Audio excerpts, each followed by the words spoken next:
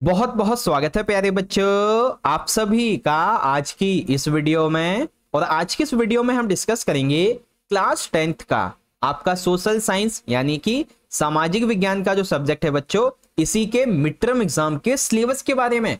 और एसएसटी का आज का ये सिलेबस अभी आपके सितंबर और अक्टूबर के मंथ में जो मिड टर्म के एग्जाम होने वाले हैं बच्चों, उसका सिलेबस रहने वाला है। ठीक है, और बेस्ट पार्ट ये है बच्चों कि ये एसएसटी का सिलेबस आपको मैं हिंदी और इंग्लिश दोनों मीडियम में समझाने वाला हूं।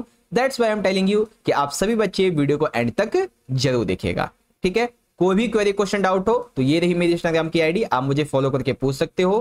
क्लास 10th के लिए इंपॉर्टेंट नोट्स, पीडीएफ्स और अपडेट के लिए डिस्क्रिप्शन में टेलीग्राम का लिंक है चैनल का। ठीक है, आप उसको जाके ज्वाइन कर लो ग्रुप को क्लास 10th का। साथ ही साथ आप हमारे चैनल की 1.5 लाख फैमिली का हिस्सा अभी तक नहीं बने हो तो चैनल को सब्सक्राइब कर लो और बेल नोटिफिकेशन को ऑल पे सेट करके बन जाइए एंड वेलकम। तो चलो शुरू करते हैं।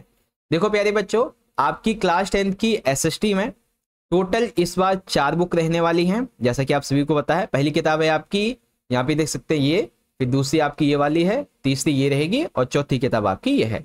सेम इसी तरीके से आपकी इंग्लिश मीडियम में book number 1, book number 2, book number 3 and book number 4। अब हम एक एक करके हिंदी और इंग्लिश दोनों ही मीडियम में सिलेबस को समझने वाले हैं।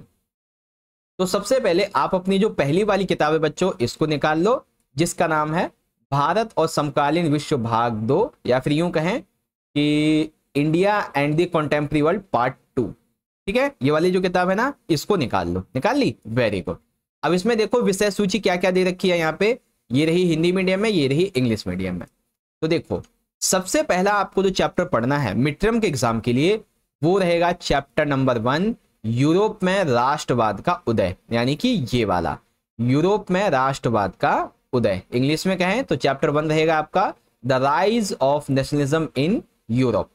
ठीक है, फिर आएगा आपका यहाँ पे चैप्टर नंबर 2, जिसका नाम है भारत में राष्ट्रवाद। एक तो यूरोप में राष्ट्रवाद कैसे उदय हुआ, फिर दूसरा है भारत में राष्ट्रवाद, इंग्लिश में कहें तो नेशनलिज्म इन इंडिया।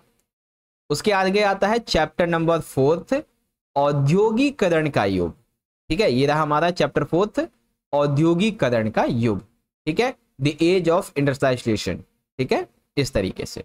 तो बच्चों मिड टर्म के एग्जाम में आपके यही चैप्टर आने वाले हैं इन किताब से। थोड़ा सा जूम करके दिखा देता हूं। देखो बच्चों, यूरोप में राष्ट्रवाद का उदय, भारत में राष्ट्रवाद और औद्योगिकरण का युग। इंग्लिश में देख लेंगे तो चैप्टर 1, 2 एंड 4। ठीक है, यही आपके मिड टर्म के एग्जाम में आने वाले हैं।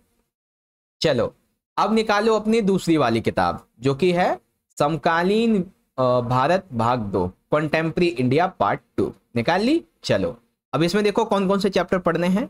तो हमें सबसे पहले जो चैप्टर पढ़ना है उसका नाम है चैप्टर नंबर 1, संसाधन एवं विकास, यानी कि ये वाला चैप्टर, संसाधन एवं विकास। इंग्लिश में कहें तो रिसोर्स एंड डेवलपमेंट।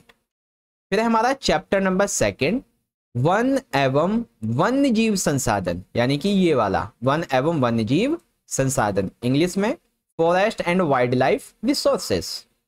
आगे देखो चैप्टर 3 रहेगा हमारा जल संसाधन, यानी कि ये वाला। ठीक है, जल संसाधन, इंग्लिश में कहें तो वाटर रिसोर्सेस।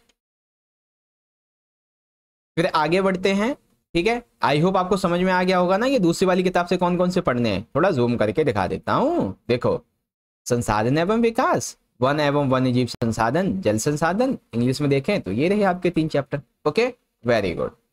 चलो अब निकालो अपनी तीसरी वाली किताब, जो कि है लोकतांत्रिक राजनीति भाग 2। ठीक है, डेमोक्रेटिक पॉलिटिक्स पार्ट 2।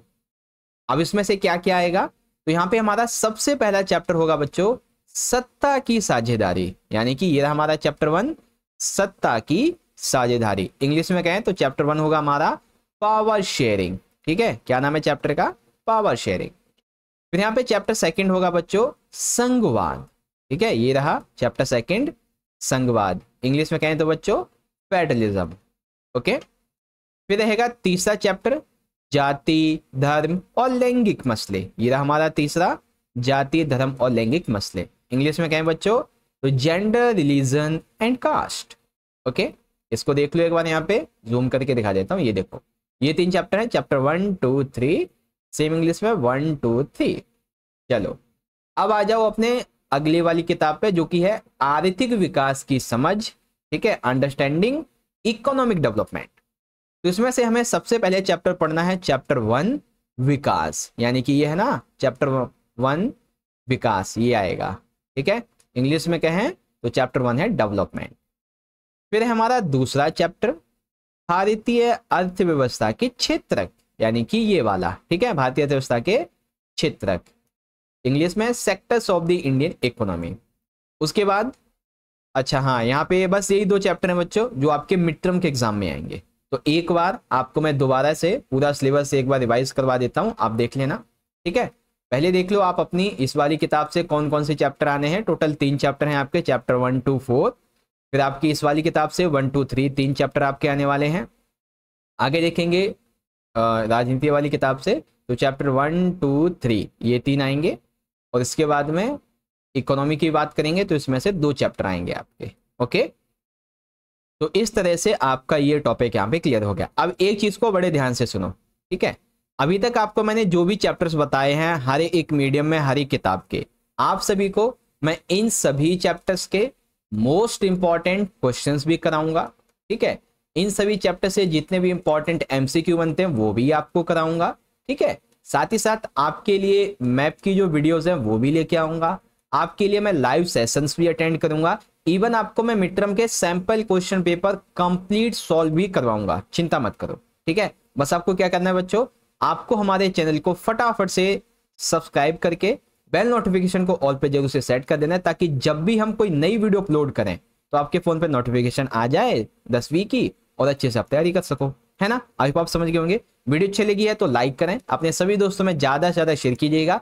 एंड आपसे मैं अगेन कहता हूं कि क्लास 10 के लिए हमने टेलीग्राम ग्रुप बना दिया है नया, ठीक है, नए सेशन के लिए। तो सारे बच्चे जाके ज्वाइन करो, और आप मुझे चाहें तो इंस्टा पे फॉलो भी कर सकते हैं। ओके, तो चलो बच्चों, मिलते हैं आपसे अगले सब्जेक्ट के सिलेबस की वीडियो के साथ। तब तक के लिए पढ़ते रहिए, अपना ख्याल रखिए।